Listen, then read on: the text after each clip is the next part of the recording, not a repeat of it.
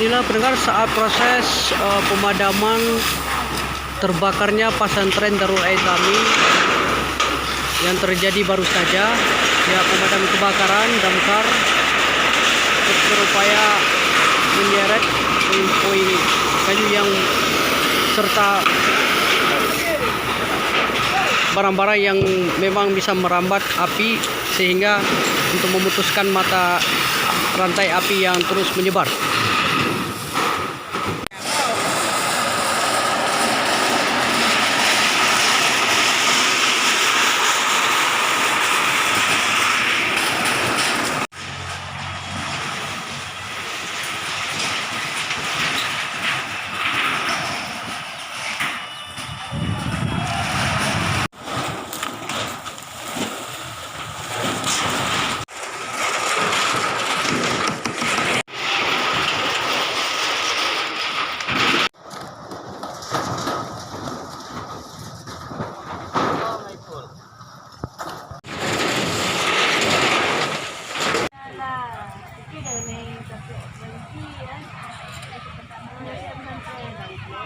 Info sampai tadi